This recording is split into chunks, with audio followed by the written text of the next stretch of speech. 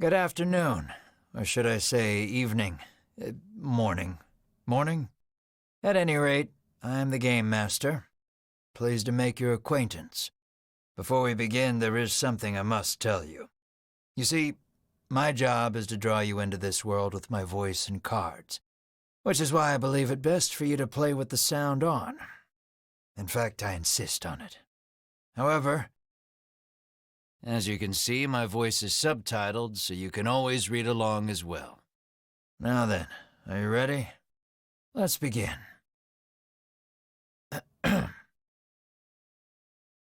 Welcome to Voice of Cards. You are about to take the first steps of your adventure. Through a realm of sword and sorcery you will travel, battling bloodthirsty monsters as you strive to realize your ambitions. I have every faith you will accomplish great things here. I am merely a witness to your exploits. Now then, your departure draws nigh. May your journey be a safe one.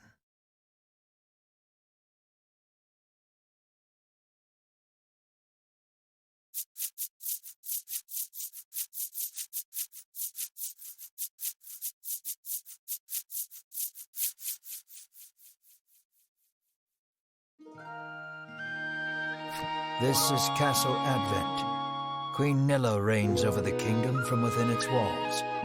3 white-clad adventurers have gathered here at the Queen's summons. Present yourselves, O faithful of the Ivory Order.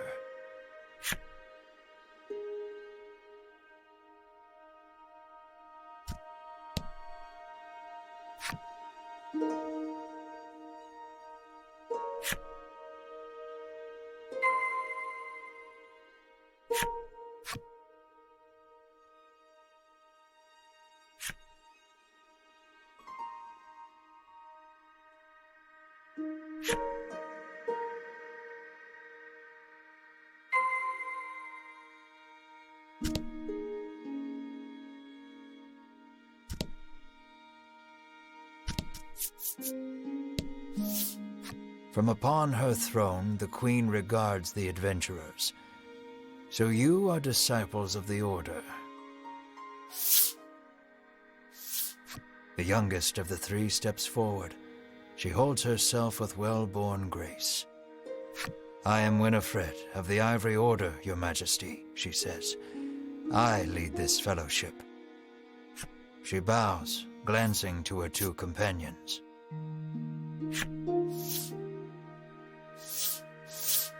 In response, the stern-looking one inclines his head and brusquely names himself Berwin.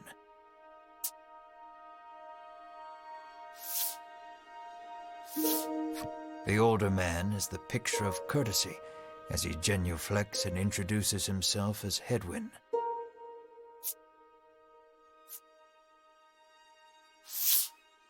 It is these 3 our story follows today. In other words, your party.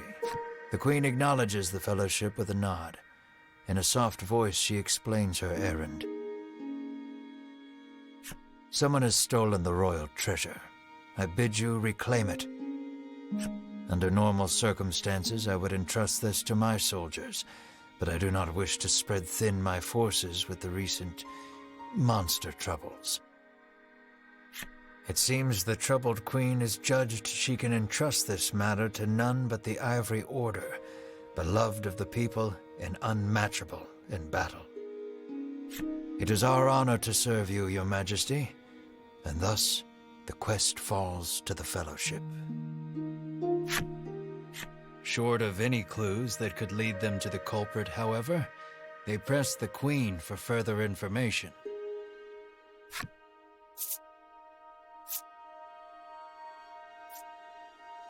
The Fellowship asks the Queen if she knows anything about the thief.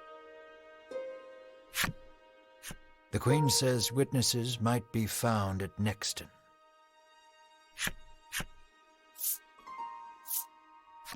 The Fellowship asks the Queen what the royal treasure is. The Queen describes a bottle containing a certain liquid. Without it, she trails off, but the desperation in her voice suggests its loss could spell disaster for the kingdom. Usually, one would expect recompense for this sort of undertaking. As demanding a reward would go against the tenets of the Ivory Order, you hold your tongue. The Queen, however, has already said she will reward the Fellowship with whatever they desire. It seems the royal treasure is just that important. Pray tarry no longer here. I await news of your success. The Fellowship bows and takes their leave.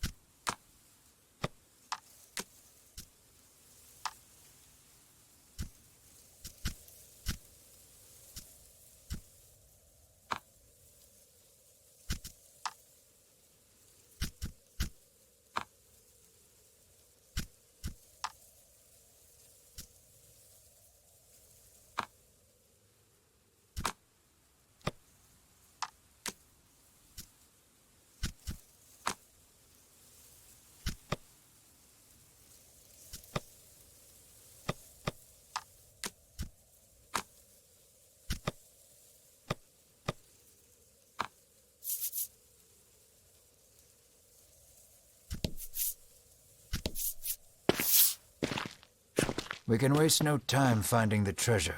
Winifred strides toward town. Wait, cries Berwin, blocking Winifred's path. A monster. You dare stand in our way? Hedwyn scowls at the foul creature. It lunges at the Fellowship.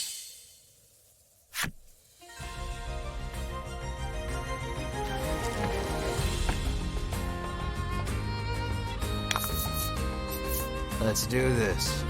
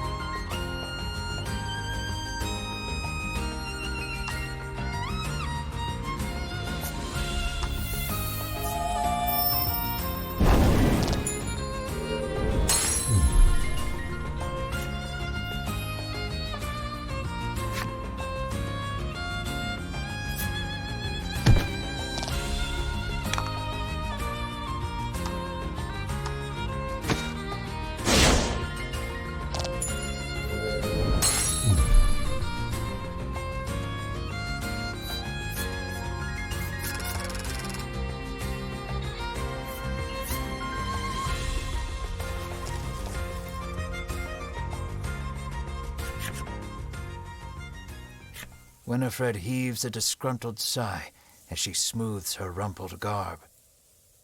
Showing no signs of weariness from battle, Berwin silently wipes the monster's ichor from his weapon. Hedwyn inspects the remains of their foe. The Queen spoke true, he mutters, his face masked in contemplation. Winifred gives a grim nod at his words. Mayhap the treasure's theft and the monster's behavior are connected somehow. First things first. The Fellowship needs to gather more information. To Nixton, they set their sights.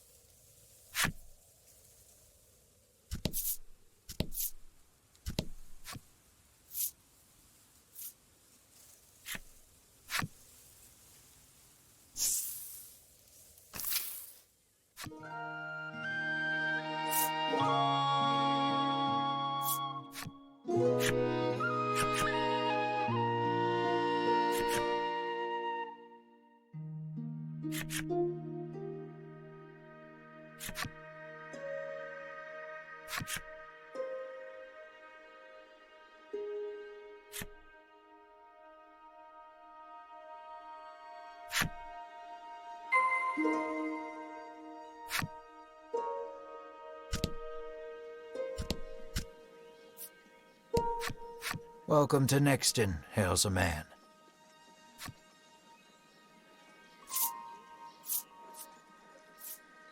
The man doesn't respond to any question except to parrot back his original greeting.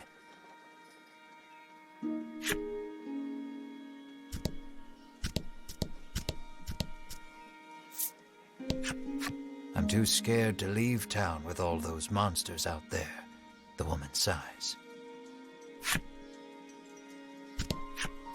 How may I help you? The proprietor inquires.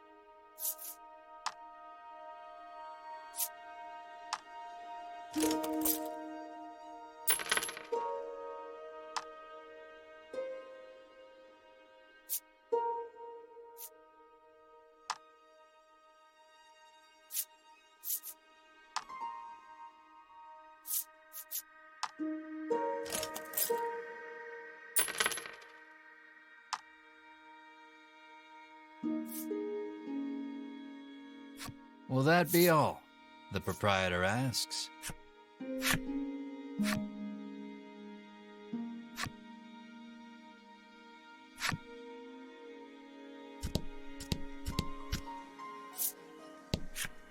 The man helpfully advises you take the opportunity to purchase equipment and curatives while you are in town.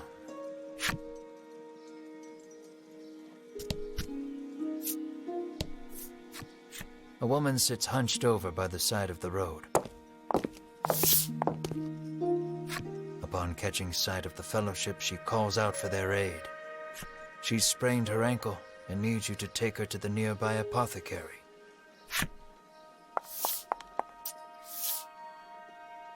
Winifred rushes to her and helps her up.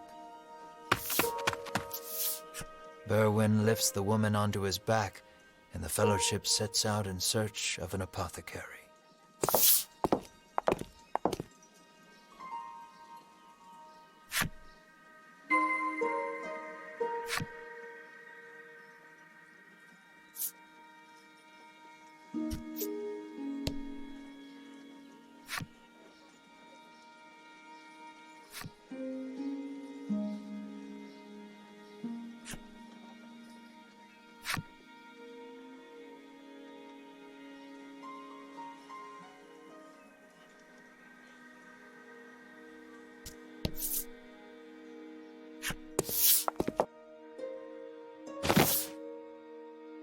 You arrive at the apothecary.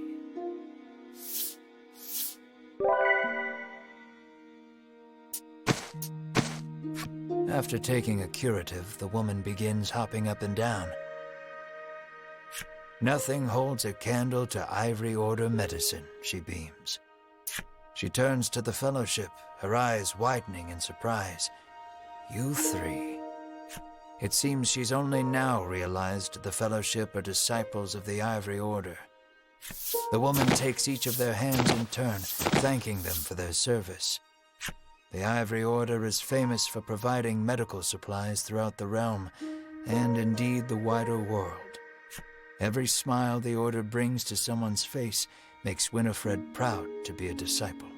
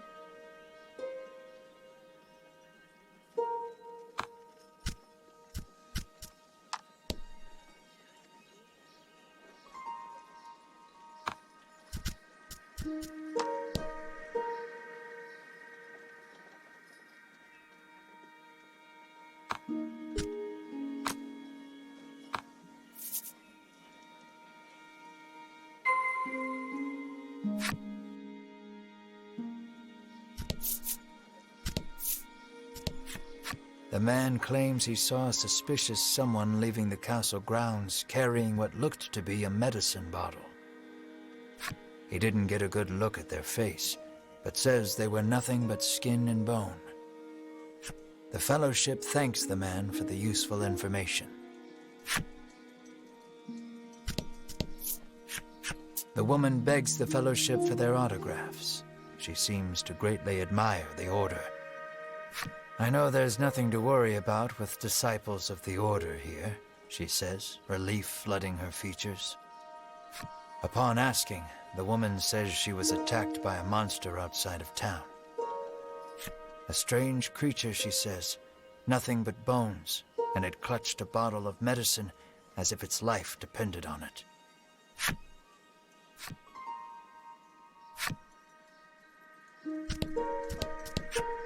"Nothing holds a candle to Ivory Order medicine," proclaims the woman, swigging this curative and that. "How may I help you?" the proprietress inquires.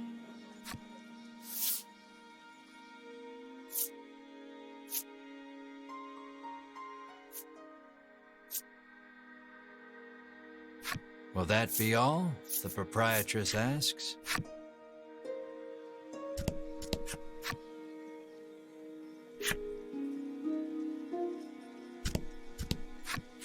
"How may I help you?"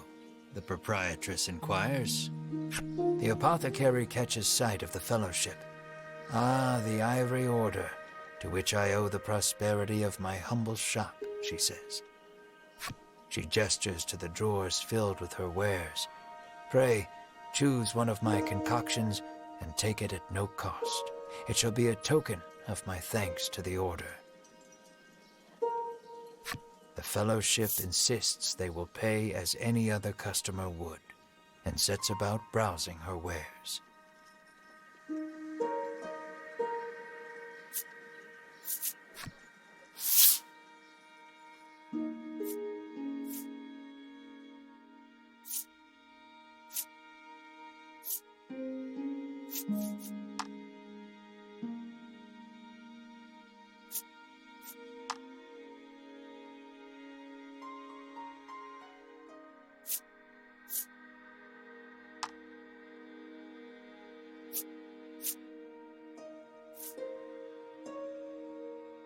"Will that be all?" the proprietress asks.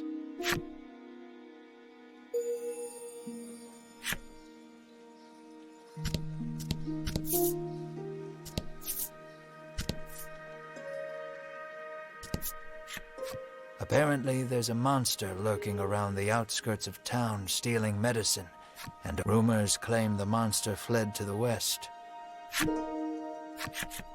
Thanks to the information gleaned from the townsfolk, the Fellowship is all but certain of who has stolen the royal treasure. The first clue was the Queen's description of the treasure, a small bottle containing a certain liquid. Then there's the bony figure seen fleeing town, the skeletal monster clutching the bottle of medicine, and the monster that fled west. From all that information, the Fellowship distills the thief's true identity.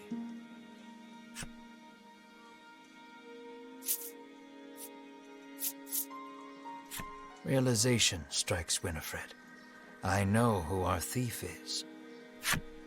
The monster made of bones, Hedwyn interjects. The one that fled west. Berwin nods in agreement, as if to say, another sage pronouncement from the great and wise Hedwyn.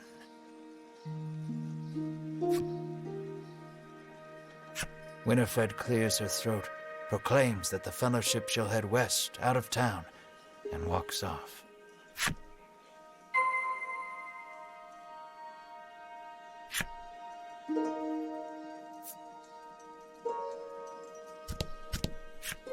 You make your way to the inn, where you're greeted with a hearty hello by the owner. Thanks to a royal decree, you're allowed to stay the night for free, and you're not about to refuse such hospitality.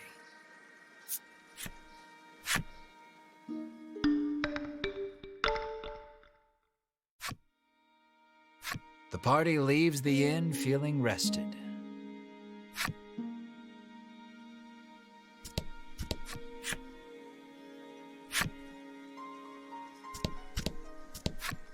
An innocent-looking young boy accosts the Fellowship. Want to play? In this parlor, you can play cards. The child rambles on, wheedling you. I'll give you this if you play with me.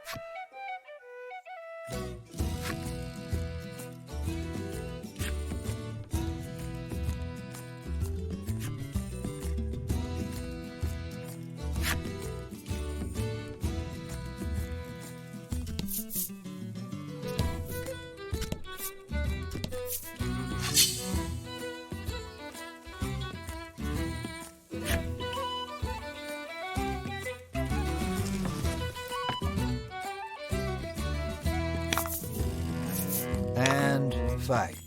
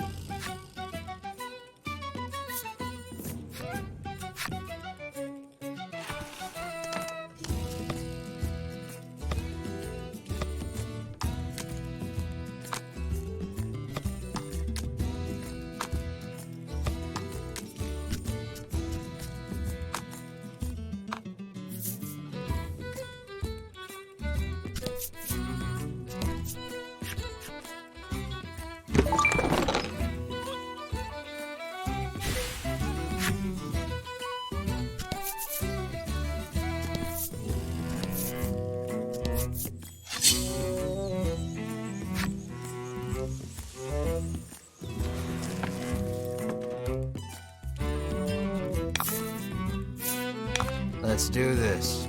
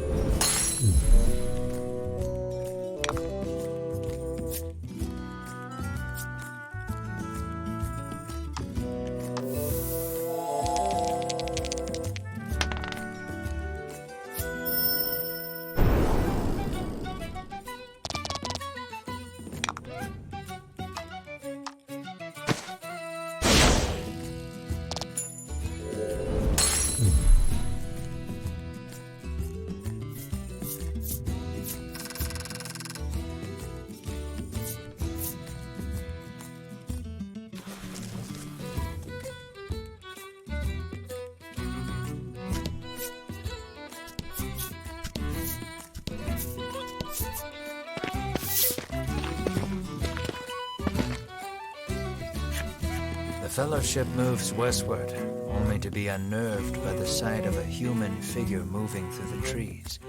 The presence of large packs suggests a traveler.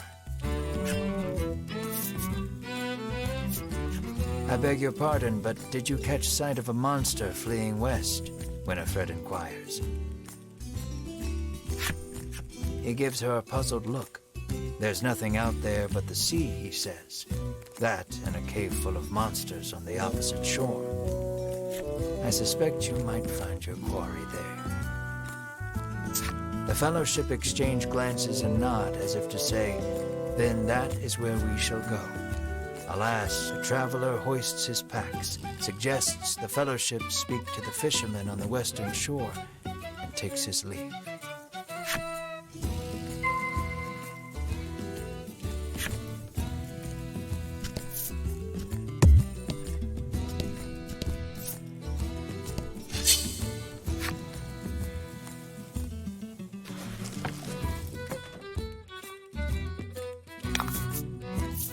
Let's do this.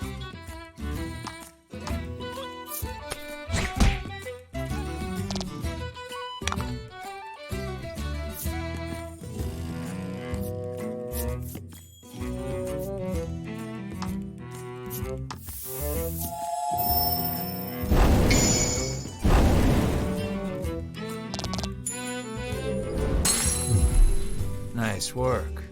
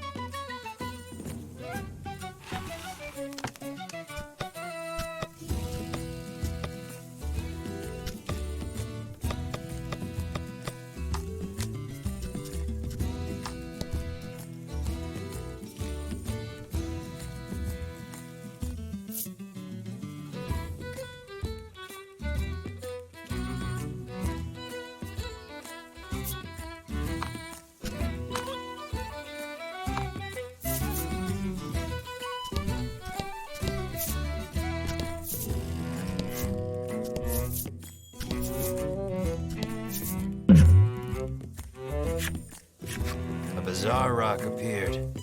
It seems primed to explode.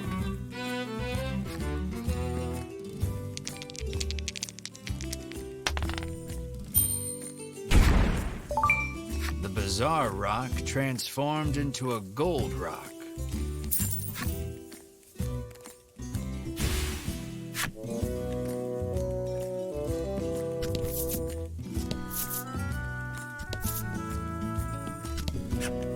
The Fellowship comes upon an anchored ship. Close by, a fisherman of exquisite physique hauls a net out of the water, his muscles rippling. This is no time for lustful reverie. Winifred races to his side and asks that he give the Fellowship safe passage aboard the ship. That vessel is cursed, the fisherman mutters, trembling. Night after night, it leaves port without a soul aboard, headed I know not where. Come morning, it is once again anchored here. This, to the fisherman's mind, is the result of a curse. His head drops into his hands. With but a single dispeller, I am certain I could lift it and sail away.